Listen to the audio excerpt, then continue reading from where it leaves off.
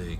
All right, Bluetooth is off, which means we were rolling off the phone mic. I'm going to kill a motorcyclist accidentally, guys. Not on purpose, but it might happen. Yeah. This episode's going to be seized as evidence because we are shooting it in my truck on the way back from VSG/ECCs. No one here knows how to goddamn drive. They all think they're better than me. No one's better than me. 7 people are better than me. Spoiler alert.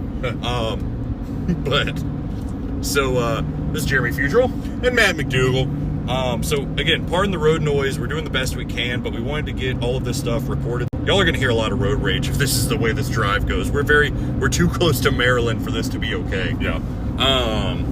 We just offended a whole state of listeners to start with.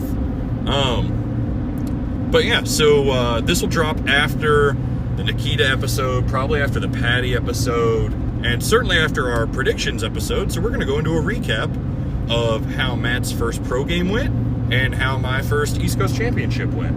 We got a lot to talk about, so I'm going to let Matt start us off. You want to do it the way we've been doing it and go event by event and kind of... Yeah, we can, we'll do that. So we, 8-event game, we didn't throw light hammer, and we started with heavy hammer. I grip and ripped a 90-foot heavy hammer, and then I couldn't add anything to that, but, you know, in classic me style, I boinga-boinga'd one out there. That was good enough for third in that event. I was throwing against Wes Kaiser, Jonathan Harding, Sam Grammer, and John Collins, so that was our grouping there. So yeah, heavy hammer went as good as I could have expected. I feel like we've really been tweaking my hammer form a lot lately, and I have the potential to go into the low hundreds right now. The consistency is I have no idea what I'm doing right now. Like it's all over. So the new form is a very new form. So right, and there's no muscle memory involved. Yeah, and competition mindset is comp mindset, and what happens, unfortunately, for me. So we can kind of work our way out of things, but sometimes it just doesn't work that way. Sometimes it be what it be. Yeah. Braemar, we threw a 25-pound stone. It's a stone we've thrown quite a bit. I threw it 36 inches, you know, which for that stone is actually really good. I don't think I've ever thrown that stone that far. In fact, I think my best with that stone is like 34. So I felt really good about that. We were throwing on a field that that field was rough. It was slick, with dry hay, and compressive at the same time. So there's a lot of power draining, and we couldn't really sprint across the trig in any, or sprint across the field in any event. It's gonna come into play. Yeah, yes. So open stone, I threw like shit. I threw like shit for me, to clarify. Did you rotate? I did. Okay, yeah. I went to Walmart while you were Yeah. open stone. I rotated all three. I threw 43 something, which was just bad for me. It's got to feel very unstable to try and horribly. Yeah, and especially with a calf that's acting up and kind of... Yeah, I was able to keep the calf mostly under control. It was only slightly, fucked.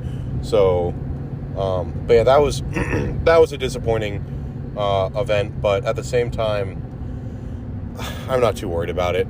There's enough more. There's other games, thank God, which isn't a guarantee for pros. But I do have other games lined up already. The weights went bad. The heavyweight should have gone really well. In fact, I was throwing, my first throw I scratched, and I got my shit together. I just blew out the left side. I got my shit together, and then I couldn't hold on to the weight. So it was coming off before I could pull up at the end of it. So I was throwing like 45, not even 45 degrees right-handed diagonal off the trig. So it was, and I finished forward or left as a right-handed thrower. So it was coming off way early, and I don't think the ball ever got above my belly button in the front. Like, it was low, and it was still going 31 feet. Did you mention that we opened with that? Sorry, I was paying attention to the road. With hammer? Yeah. I started with hammer. Okay. Well, at least I recapped it first. Okay, good, we started with Hammer. Sorry, guys, my brain's bad. It's okay. He's tired. Good thing I'm driving. Yeah, exactly. So, but yeah, so that went bad. I should have one-turned it. I could have one-turned like a fucking 36 or something and at least had the number, but my brain wasn't doing the thing. So yeah, but that is what it is. Then, God, I mean, I can front 31 feet with the... Anyway, doesn't matter. So that was an event I was actually disappointed in. Lightweight, I could not drive across. I was falling to the left again. The trig was slightly uphill and was just kind of a weird material, but... And we threw out of the same one, and it was uphill. Right. It wasn't uphill to the level where it's going to cost you feet. Like, Right. It maybe took 3 inches off your throat. So, Yeah. like, we can't blame it for and a ton. And I'm jumpy enough in those movements that, like, going uphill isn't actually a problem. Yeah. To go back for a second, the night before, we stayed up later, a little bit later than we probably should have, and then me and Patty talked for an hour and a half longer than we should have, and then I woke up at like 4:30 with, Crohn's, and had to shit for the next hour and a half straight. So I only ended up getting about 3 hours of sleep, and I can't really pop off that. So, just part of the nature of I haven't really had a problem with stress related, IBS in the Highland Games, and I think I just put. I need to stop saying. I think I let myself get excited when I should have stayed under a little bit more control, and it came back to bite me. So there's in my sleep and in my diseases. So, but yeah. Anyway, ended up throwing the lightweight like 70 feet. What's next? Actually, I shouldn't have said lightweight yet. Lightweight went weird because it was after caber. So after heavyweight, we took a break for caber. Opening ceremonies, right? Did you guys do opening ceremonies, then caber, the same way we did? We did weight, then opening ceremonies, then caber, then lightweight. Ugh. So, caber, I threw like shit. I mean, it was a long caber, and I did poorly. I was the top of it was way far in front of me, more than I realized, and so I think if I would have actually stopped and watched a video of it, it was something that I could have corrected day of. We're talking 21, 22 feet. Right. Is what it measured at. It had like a decent weight. It was over 100 pounds. Yeah. It wasn't the heaviest caber. No, it was very turnable caber. It's way larger than I've been seeing lately because... You've been throwing amps. Because amateur... Yeah, exactly. So that's something I will have to work on and just find the feeling difference between... Five Guys? Sure. Between the... I love Five Guys. But, anyway. Yeah, caber's something I'm going to be able to fix, but... Yeah. Fun spoiler, I also got to shag the pro caber all day. Yeah. Because, God love them, the volunteers that came out... We're not physically capable. Capable of standing... The women's caber up, they tried to stand the pro caber up, I think, twice. I think once for Jonathan and once for Matt. And both times those guys had to row the caber into them because, God bless them, they couldn't make it happen. So, yep. That was really fun. I don't know why my traps hurt today. Yeah. Crazy. And then, yeah, lightweight, fine, through 70, which is not good for me, but... Good enough. Yeah, Wes and Jonathan are both in the 80s for lightweight and are consistently in the high 70s, and our marks were 71, 72, 73. Yeah, so no one had a great weight day. No, I don't feel bad about that at all, actually. And then at ECCs, no one threw very well on either of the weights. So, like, that's not that surface was obviously not conducive to that. So after watching the East Coast Championships, I'm going easier on myself because it's very easy for me to say, wow, that sucked, like you blew it, but I didn't. I have 4 more games to blow it. And then... He hasn't blown it yet. And then it's my skull. Anyway. He has not yet been gummed to blow. Exactly. Sheaf. Yeah, sheaf. Recap your sheaf, Matt. 20-pound bag. Yeah, 20-pound bag. I feel like absolute shit. I could not get the timing down. So, sheaf has been... going really good for me, especially with the 20-pound bag. So, like, at Dublin, I went 28 or 29, I don't remember, with the 20-pound bag, and I had the height for 32 on one of them. But I've been at the main games I just threw at. I went over and took a pull with the 20-pound bag after it had been soaked in rain, and ended up throwing 29 and a half. So, because that's what that height standard went to. So I felt good, very confident about at least hitting 28. That was the number I actually wanted, was 28 or 30. I want 50, but so that was a little disappointing for me, but it is what it is. That's gonna just come with actually practicing that implement more. So I'm really excited to throw the 20 more. Honestly, I can feel it.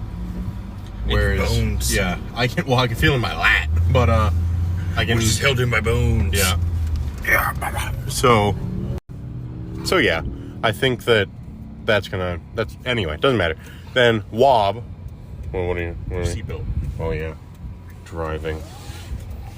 You can sit in the back seat and do whatever you want. Cop and stuff. Anyway, Wob was great. I mean, Wob was fantastic. We've been working on that form too. We've been working on everything. That's called practicing. But that's how that works. Right. So Wob went fantastic. 15 was easy. Like, it was a God, I wish the same. Right. 15 was a very easy pull, and then I took 4 pulls because I took one after just to really try harder. But I took 4 pulls at 16 where I hit the bar 4 times, 2 of the times on the way down. So that's great. I feel fantastic about that event. I'm looking forward to that event in the future now. It's been kind of a nightmare where, like, at the beginning of this year, I couldn't get 15. I mean, it took me 6 games to throw 15. Like, I couldn't do it. My timing was off. My body proportions were off. I was pulling like an asshole.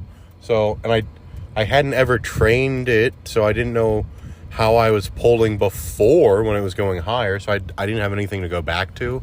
And if I may be able to help anyone with anything, right, it's how your Wob looks. Yeah, absolutely. So we got Wob going the right way.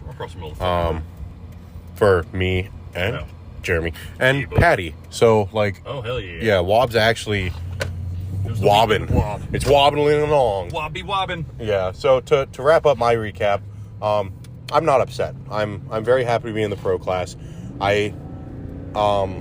It feels good to not win, actually. So it's to work for. I can't even explain how happy I am about feeling like shit. Like, because it's genuine now. Before, I didn't have locally, East Coastly, the things to compare to, where, like, if I went to a game, I knew it was, if Patty was there, it'd be me or Patty. And if Patty wasn't there, then in the Northeast, it's kind of me right now, or was me. And so, right. So if all these Virginia, North Carolina, Maryland, West Virginia games, Pennsylvania games I've been going to, they haven't been fun. They haven't been exciting. I like throwing and I like improving myself. And it felt like I had capped out what I could do in the amateur rankings. Like, because I can't improve. 15 feet or beating us right. by 20 feet. What's the difference? Yeah. Right. So, like, there wasn't the need for improvement, and I do much, much better when I feel backed into a corner. And I feel backed into a corner. It feels like I have to get better. It feels like I have to lose weight, work on technique, get stronger, throw more. Like, it's not an option anymore. It's I don't want to say it's my job, but I'm gonna treat it. It's a job. It's a cool summer job, but yeah. So I'm ecstatic. I think if I would have done better, like if Jonathan would have fucked up, actually it was Wes in second. If Wes would have fucked up and I would have beat Wes Kaiser by some fluke, I don't think it would have felt good I think it would have put a nasty feeling in my mouth. You know, like I think it would have been bad for me. I'm really happy it went the way it did. I'm so glad I have more opportunities because I really fucking hate the way it went. So, but yeah, so that's my recap. Sweet. How'd you, what was your impression? Was this your first time at the Plains? Yeah, this was my first time there. What'd you think? It's cool. Didn't mind you get invited by the AD. Yeah. Yeah, it was cool. So the venue was nice. I liked first off, there were 2 athlete porta potties that I don't know if they were specifically designated for us, but they were behind the tape, so they were on the throwing field. So They were intended for us. And then there were 2 rows of 8 porta potties down the road. Everybody kept shitting in ours. Right, yeah. But like there was actually available amenities. It was really nice. So having that close by is if you're ever gonna put on a game, give us a place to pee. Yeah, like it just please. So that was good. Yeah, the toilets were good, says person with IBS and Crohn's and everything else is wrong with me too. We're gonna start giving a porta-john scale 1 to 5. How many porta-johns how, do you give this how game? shittable is this game? if you want to know how to actually structure your game schedule, right, that needs to be a ranking point in NASGA. Is it shittable? Right. It's like, yeah, he only threw a 31, but he was constipated. Yeah. I love Chad. Radford's not a very shittable game. It's a horribly unshittable game. Yeah, you have to run 5 minutes away to a potentially busy porta-john. Right. We should actually tell him to ask if actually, we can put one. We should do that. Yeah. It would make people much happier. For sure. As one of the pros and as the honorary beer man, right, we should throw that weight around.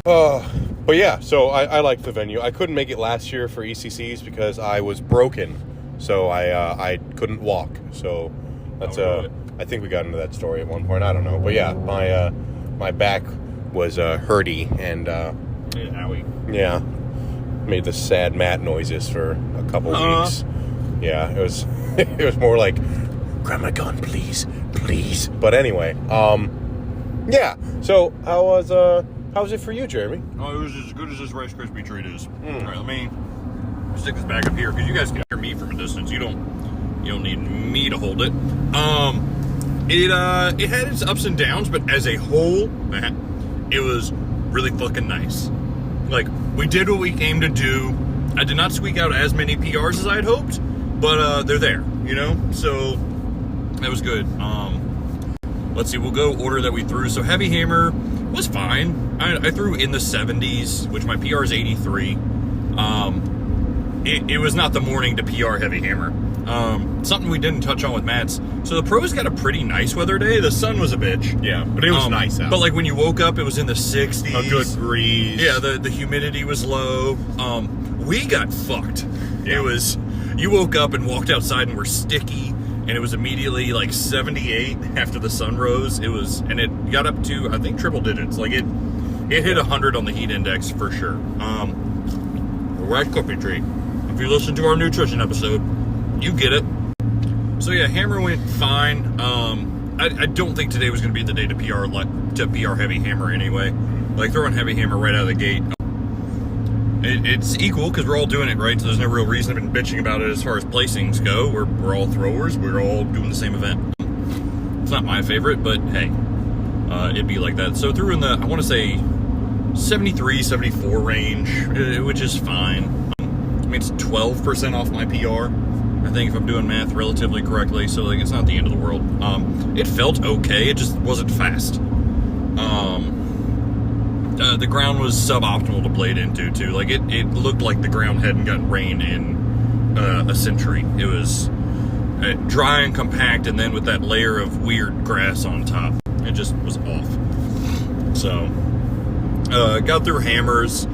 Stayed top 10. My goal for the whole day was to finish in the top 10, right? It's the East Coast Championships. It's everyone who's won a game for the last 2 years east of the Mississippi. I want to be able to say I'm in the top 10 of that group. So stayed in the top 10 for Heavy Hammer. I want to say 10th or 9th, right? So right on the cusp.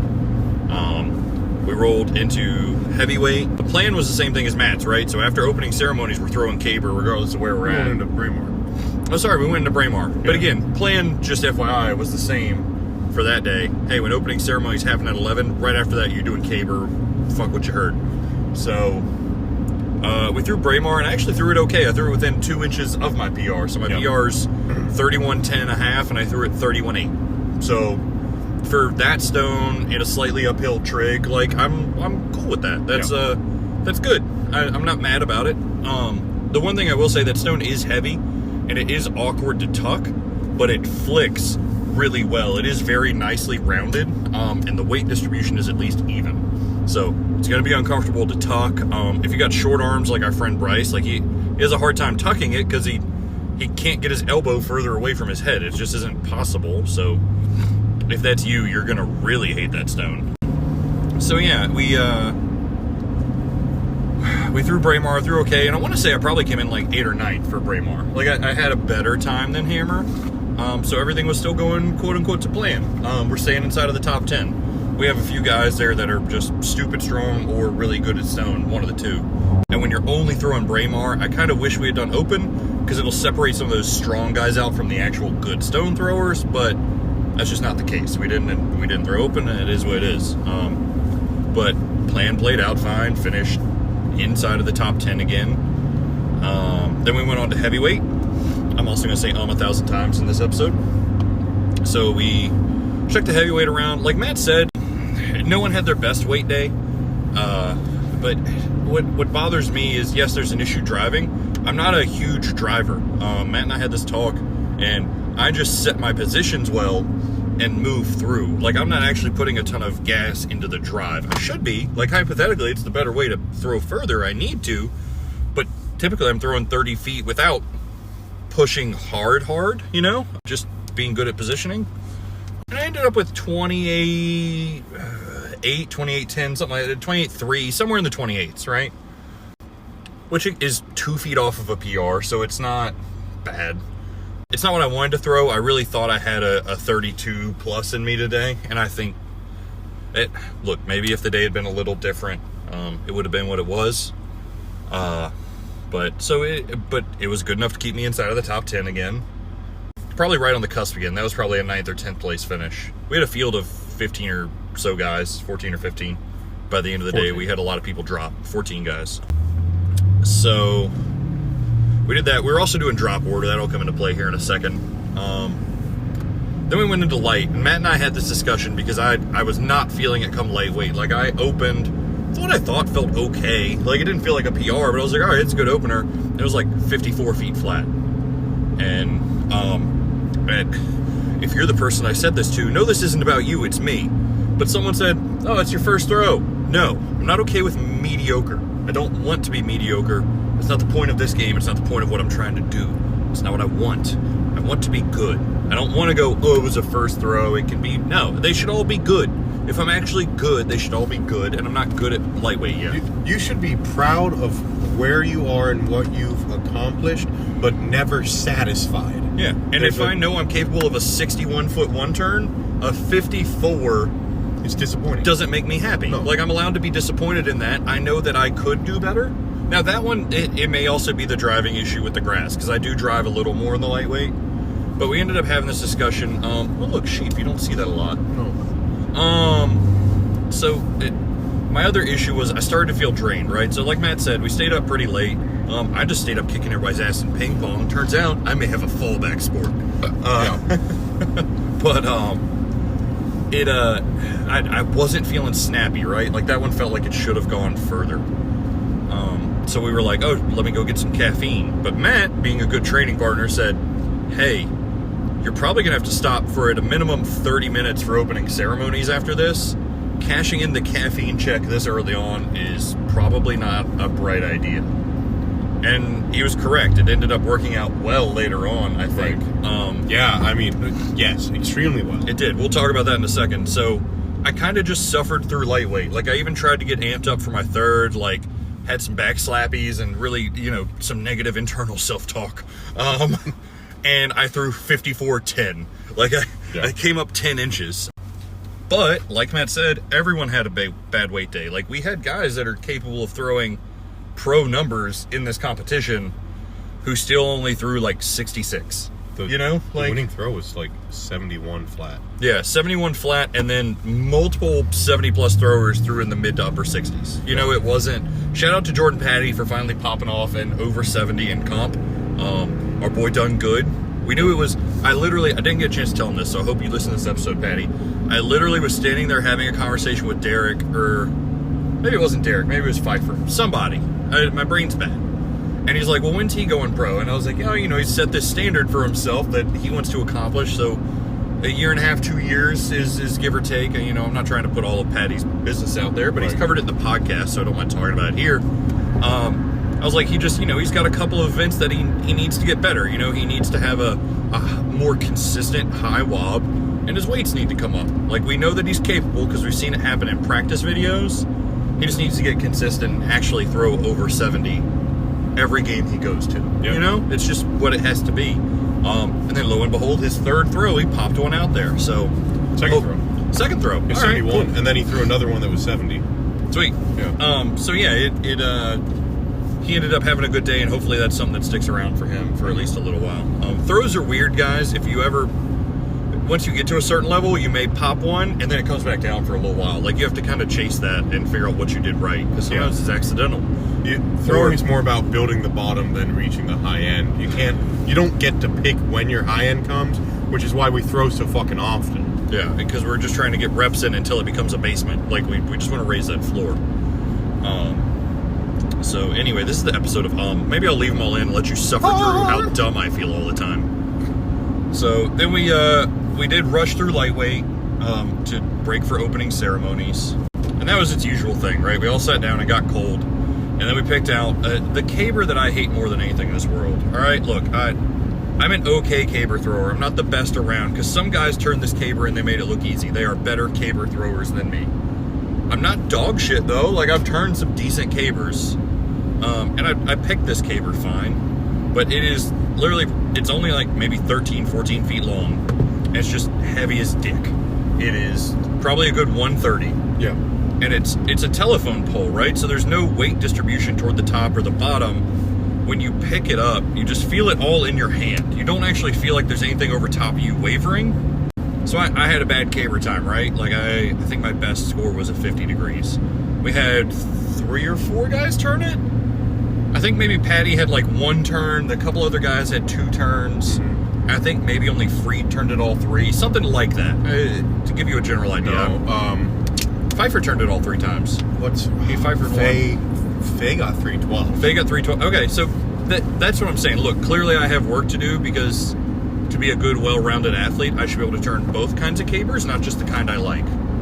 Right? So that is on me. I throw in an area where that caber is chosen off, and I need to get better at throwing the chode cabers. I'm going to go on a tangent here, because this is my fucking podcast. Explain to me, though, if the argument for not changing things in this sport is that we're a spectacle and we're entertainment, let's assume your hypothesis is correct. I think it's flawed, but let's assume you're right.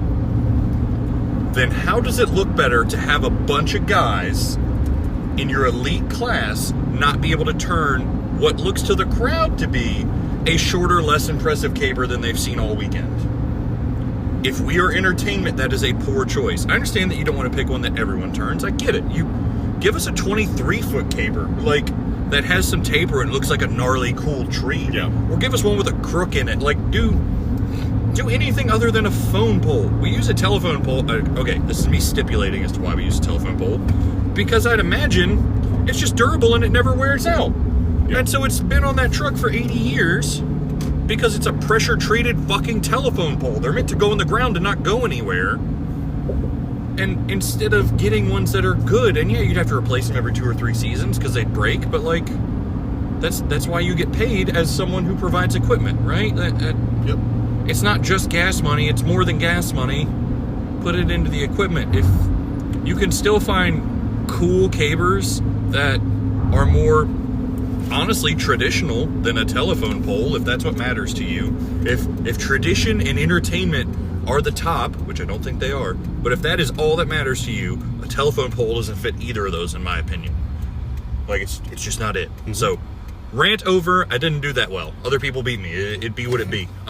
I may have eaten more than 10 points in that one. It was honestly kind of hard to keep track. We had hard to tell. A lot of degrees, a lot of things like that. So I couldn't tell you. I know for sure at least 4 or 5 guys turned it. So they 100% beat me. And then I'd assume it was probably still top 10-ish.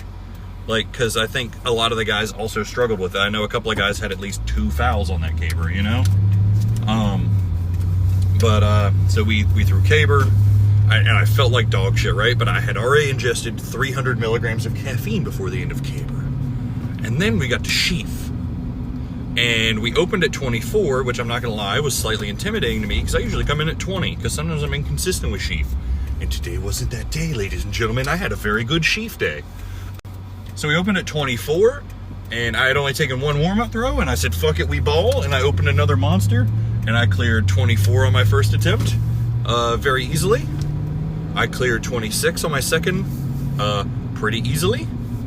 And we went to 28 and I hit it on my second? I think so. I think I just went, I need to put a little more acid. I need to take a half a step out. That's what it was. Me and Patty talked and I peeked behind the bar. And we said, if I'm going to have to start trying harder, I need to just move where I'm throwing a little. So I took a half a step out and cleared 28 by a pretty good margin. I think I threw like 29 feet. Yeah. And we were like, okay, we're actually going to like put some serious effort into 30 when that comes around here in a second. So that's what we did. And I didn't make 30, but I'm very happy with how it went. My first one was dead into the bottom of the bar hard. Like if I had been 6 inches forward on that throw, I would have hit 30 on my first. Yeah. Then I threw it probably in 31 feet again. I threw it just outside to the left. And then on the third one, I banged the bar again. So 30 is looking very doable if I feel good, which is very nice to know that 24, 26, and 28 are probably going to pop, pop, pop. And then we'll really start pouring the gas on at that 28 to 30 mark. It went really well, and it felt well. I explained to someone, I don't even know if it was Matt, I'm actually starting to incorporate a little bit more leg drive into my sheaf. It's clearly paying off. But I'm actually also feeling it load into my glutes. Before I even actually start the pull, when I'm doing my left to right to get my timing down, just those couple of quick shoulder swings, I'm actually feeling that weight shift onto where I'm going to drive from. And it was like... I think you're talking to Bryce about that. It might have been, because I literally, like, I'd swing to the left and I'd feel all that weight transfer over into my left glute, and I'd come back and I'd feel it in the right. And I was like, this is how this should feel. I should be feeling that all the time. Mm-hmm. So hopefully that feeling hangs around, because that was really good. But so sheaf went awesome. We had 6 guys still in at 30. Yeah. Which is pretty dope. So I made up a ton of points, right? By hitting 24 and 26 on my first and 28 on my second. That put me ahead of a lot of guys, including a few that had really kicked my balls in earlier in the day, right? Not the really good ones. Like a lot of guys... Freed, God loves that man, because he had a 26 that almost didn't go over on his third attempt. And it like did a whole spin move and defied gravity and rolled over on his third. If that had happened, that would have changed a lot of things for a lot of people that day. But he ended up, he tightened it up and ended up going up with everybody else that went past 30, obviously, because he won the whole game. But it was a very good sheaf day for me. That's what we're here to talk about. So then we moved on to Wob. Something that also made a big difference was I brought my massage gun to this one, and I would just hit my quads and my calves and my glutes for just 5 seconds between every throw. And I think that and the caffeine timing, and I went through 2 64-ounce jugs of water plus 2 liquid IVs today because it was hot as balls. So I stayed hydrated and I stayed loose. I only applied BioFreeze twice when things got really achy. Like I timed all that out really well, like to the best of my ability. So we moved on to Wob. The plan was, fuck it, we ball. Let's open at 13 because like it's a championship that I'm not gonna win, right? So let's either make up points or go the fuck home. Like we're gonna do one or the other. Yep. And I honestly had a couple issues at 13. I was still stiff. Like I was starting to feel it. So I missed my first 2 pulls at 13. The first one didn't even have the height. Or I went into it. It was not a good pull. I didn't reach back very far. I didn't time it well. It felt like dog shit. I think it was in front of you. Yeah, it hung it out front. Yeah. Second one had the height and just kind of the handle. It came down onto the bar. The handle rolled forward and it just didn't go over. So then I again had some negative self-talk and threw 13 over by like 8 inches. Yeah. For the third one, like what should have happened the first one. Honestly, we need to practice wob more. We've talked about it a lot. We've broken down. We've done a lot of mental reps. I need fresh days where we can actually throw just wob, because that is a taxing event for me, despite how much I like it. I need to feel good and just ram 13 over and over, honestly, in training. So, anyway, cleared 13, and we were going to 14, and that was the plan. The plan today, right, was to, for sure, PR sheaf and wop, which, by the way, the 28 I hit tied my all-time PR and was a season best. So, good. And it felt better than the last time I threw 28. Last time I threw 28, it fucking hurt. So, plan was to hit 14. We're not leaving without it. Had the height for it on, like, all 3 throws. Mm-hmm. Like, I was just peaking wrong. What we talked about was that, look, if half a step out is what I need to put the ass under it, we'll do that for this season. And in the off season, we will fix it so I can get back to throwing as vertical as possible, right? But, like, let's get the marks. We need the marks. So, first one peaked behind the bar. So, took a half a step out. Then I threw it like I should have, and it came down onto the bar. So it was a little out front. So I stayed out there. I made that decision because I told Matt, I said, look, I don't think I'm loose enough to do another good pull, quote unquote. I think we're just going to have to put more ass into a shitty one and stay out front. So that was the decision. And it worked. And it probably, I'd say I probably had like 14.4, 14.6 on a couple of those pulls. Yeah. Like it went clearly over. Yeah. So that was awesome. So PR'd wob, felt awesome. Everybody was very nice. You're all very sweet. Shout out to Kirsty. She was an absolute doll all weekend. She was very friendly. It may not have actually been my first time meeting you in person, Kirsty, because I know I've thrown with Jason years ago, but that was also when I was very new. I don't remember names well.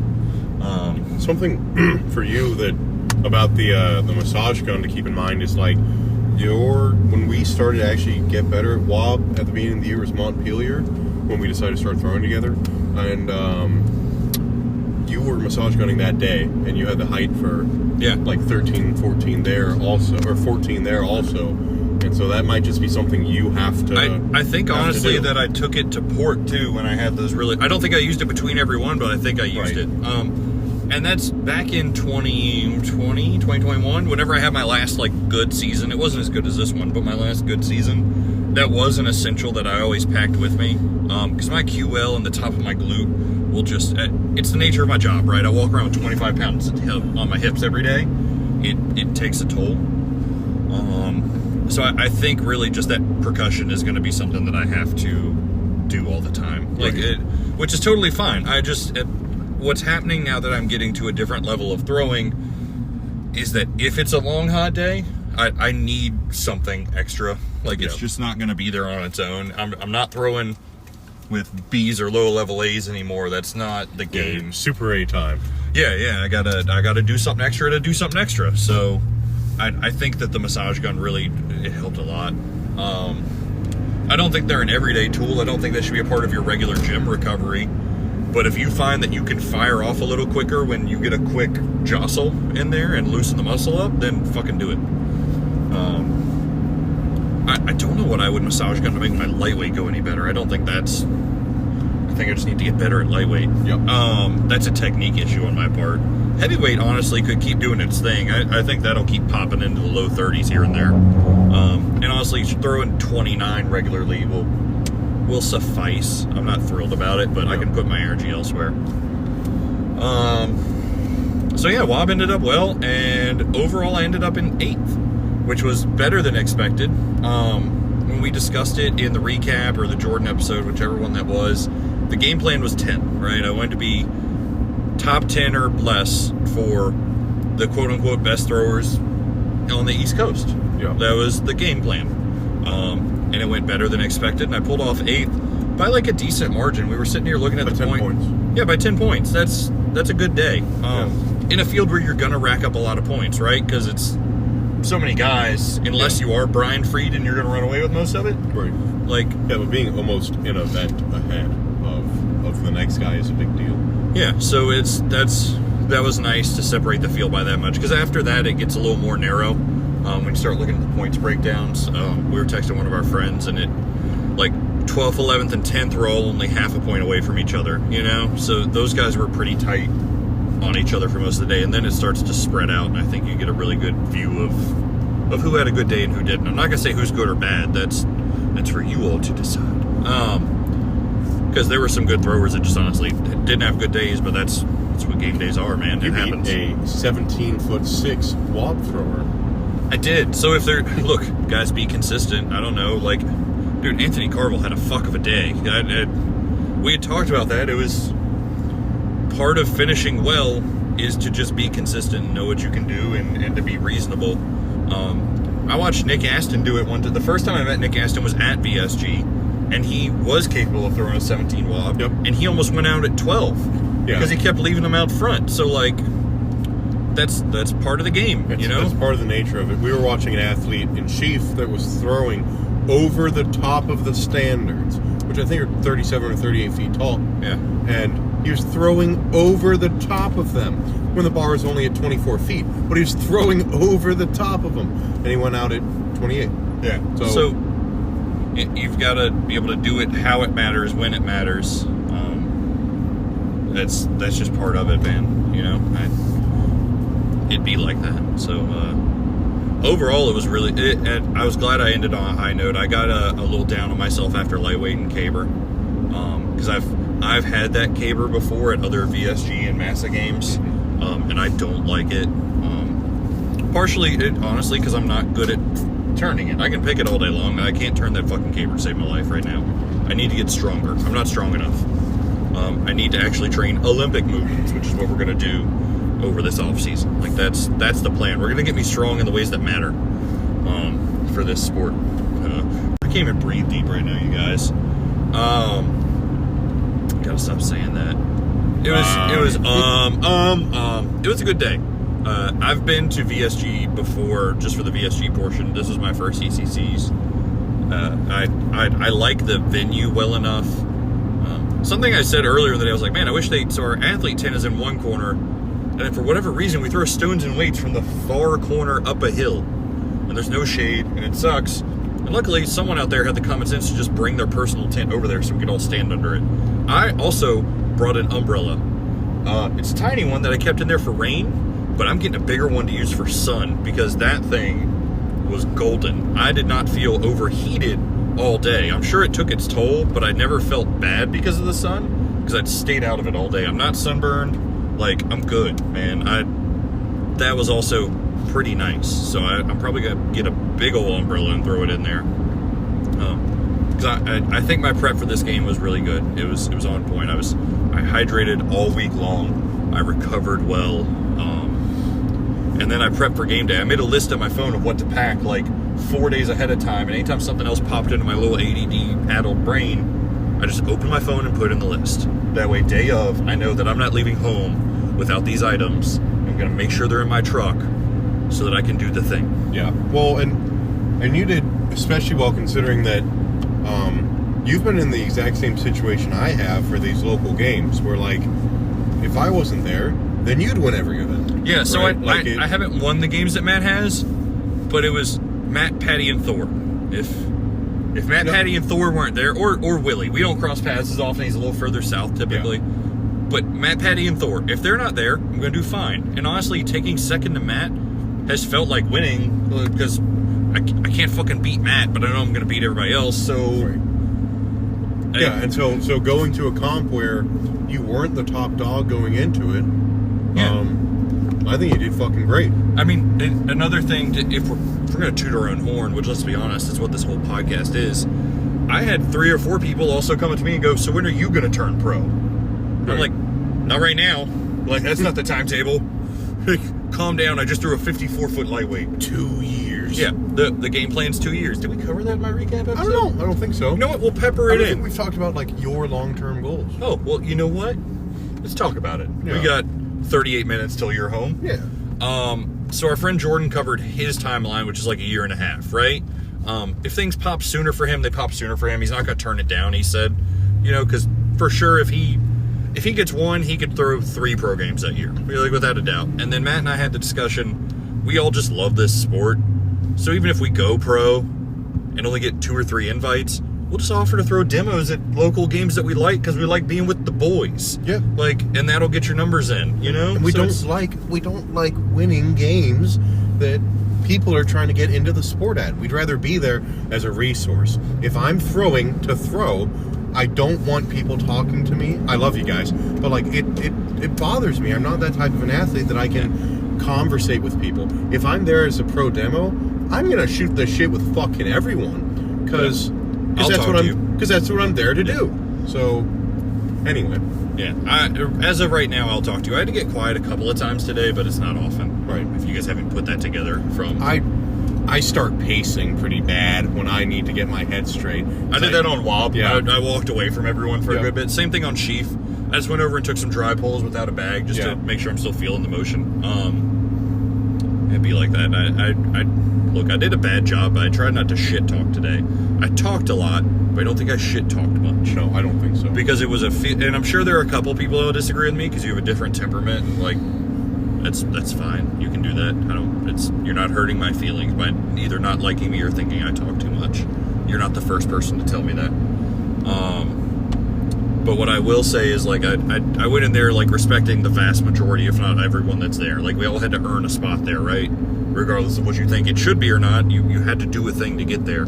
So, cool. I'd like to just throw. But I am a more talkative guy most of the time. Where I tend to shut down, I didn't have a chance to do it this weekend. Where I tend to get quiet is the day or two before the game. Like, if I wasn't traveling with Matt and Jordan, like, then I would just be in a hotel room by myself chilling. Like, that's when I like my quiet time, is that. I'll hang out all day long if it's a 2-day game, or if I'm staying the night after the game, I'll stay up in the pool and talk to everybody. I'll talk to everybody day of the game. I like to have my quiet time before.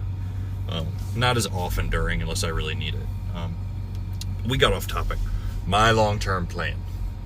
2 years. Like, 2 years from now, right? So, Matt went pro middle of the year this year. Patty, if he gets the invites, would probably do it middle of the year next year. But his plan is to ride out all of next year as an AM and then feel it out.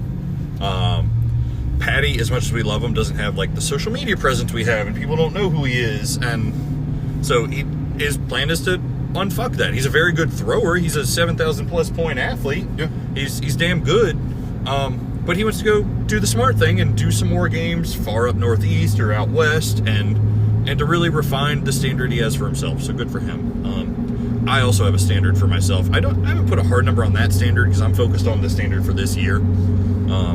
Which, by the way, my throws today put me over 6,300 points, and the goal for the end of the year is 64. So I think that is becoming very, very doable. Like, I mean, if you just hit the 30 on Chief, that's another 60 already. Yeah, and then it's just moderate PRs in Open and Braemar, and like we're there, or Open and Heavyweight. Like, that's very doable because 30 is there. We've been saying it all year that I have a 30-foot sheaf in me, and today we saw that, so that's nice.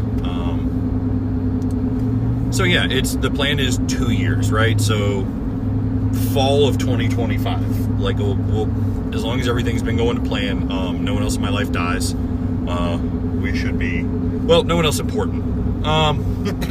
You know, Jesus. I mean, I got some really old relatives. If that happens, it's not going to fuck up my training. I don't say it to be rude. I'm saying because I wouldn't be shocked. It's not going to move someone into my house because they pass, you know? Right. So yeah, that's my long-term plan. For sure, I'm not going to do it if I'm not over 7,000 points. I think that should be the minimum. And then I think there are minimum numbers that go with that as far as your throws. I think if you're a pro that's not throwing at least 35-70 in the weights consistently, there's a problem. I still don't even think those are great pro marks, but like, let's say you're a 37-foot sheaf thrower, say you throw 35-70 in the weights, like okay. You know, if everything else is well-rounded, you just lack a little there, and you make up for it in spades somewhere else. Like, I'm not going to give you shit. I'm not going to give any of you shit because you're getting paid and I'm not. Unless I'm friends with you, then I'll give a fuckload of shit. Fuck you, Matt. So, like, there are standards that I'll have for myself, and when it gets closer, I'll figure out what those are. It'll also depend on what the field's doing, you know? I think with Matt coming up and Jordan having it, quote-unquote, on the cusp, right, that it'll happen before too long. I am very much looking forward to next year. My goal for next year, as of right now, when the season starts, we'll start pouring goals and all that super autistic shit we do. But right now, my goal is a vibe, and I want you to not be happy if you see my name on the athlete list. I had to do that with Matt and Jordan all fucking year. So the goal is that if you see my name, I want you to go, ah, fuck. Yeah. I want to be that guy for a little while, man. I have been working my ass off for 5 years. I'd like to be the big fish for a minute. Right. And not in a B class, and not in a moderate A class. I just want to be fucking objectively good for a little while. I think that would feel really nice. Yeah, a season of podiums at real games, like, Would be dope. A season of podiums at Radford, and you know, if not ECC VS, well, no, but like at a that one's weird. It's skewed because a podium at Dublin, a podium at Covenanter. Yeah, You know? Covenanter's a great game. Yeah, and some of these people already know me now, and so like I'd hope I could get to go throw at their games. You know, I'd like to, but I also want to bring an athlete in myself that is good enough to do that. I want to be good enough to show up and go, fuck all y'all who's coming in second. I want to do that a little. I want to do that till it gets boring. Yeah, which won't take long because I have the attention span of a gnat. But that's the dream, you know. That's the goal over the next season, is just to get really fucking good. If I had to throw a number to it, I'd like to end next season around like 67 would be my guess. that was a number in my head. 67 to 68. If something else pops, if something goes crazy, or if my off season changes dramatically, we'll change it. But in over 67 next year, like, would probably be reasonable. Yeah, Because then if I can creep into sevens early on the season after that, like, we'll know that things are going well, you know? Like, let's take all next year and let's earn those 300 points in the events I'm bad at. Let's get my fucking weights moving like they're not pieces of shit. Let's not celebrate mediocrity. let's not be okay with mediocrity. I'm not cool with that. And I promise that if any of you ever are at a game and you congratulate me on a throw, you go, that looked good, that moved all right, and I think it was dog shit, I promise I'm not being rude to you by saying it's dog shit. It was a donkey dick of a throw. Like, I'm not, because it disappoints me. I'm not saying you're bad, I'm saying that I'm bad. We're commenting on the quality of an aspect that we, are doing. Like, it's not the distance itself, it's the distance for us, right? Yeah. Like, I was honestly going into this game hoping for a 30-60 game. Yeah. Like, I wanted that to become a consistent mark for me. And the fact of the matter is, it just isn't yet. And that's fine. It means I have work to do. Like, that's cool. That's the name of the game, right? That's what I signed up for. But until that happens, I'm not going to be happy.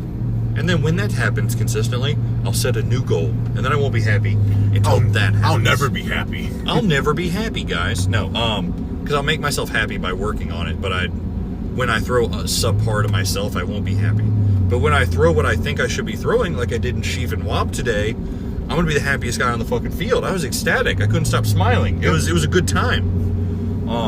Which is why I love that height events are last, because height events are the best. They sort out the children from the men. Yeah, it was a good day. It was. And that's my plan.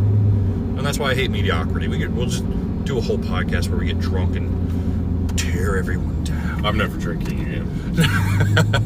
Matt got a little extra swifty last night. I think I was a good friend and went out and bought him a nice bottle of scotch. And he doesn't even like scotch, but he drank it. And so his blood is poison. Yeah. And it'd be like that. But it was his first pro game, and that was worth celebrating. So, and his nails look great. They do. My toenails look okay. Yeah. I fucked that up though. That's on me. So, any last comments to go out on our VSG ECC weekend there, bud? No, man. Just that, I'm looking forward to the rest of the season. It's going to be a pretty fun end, I hope. Yeah. I'm also shout out to this friendship, because we are making plans and executing them very well. We're holding hands. That's what that sound was. We actually wrapped our cocks around each other. We're holding hands because this is going well. We're doing it. This is working for both of us. We're training together. Look, if you don't have training partners or someone in your area, get one. Please try to get one. And if it can't work, find someone to do it remotely. We do it with Patty all the time. You know, he's in our group chats. He sends videos. I drive down. He comes up. Like it's worth it. Yeah, every now and then at least to just have. Yeah, if you have one day a month where you drive an hour and a half and they drive an hour and a half and you meet in the middle, dope.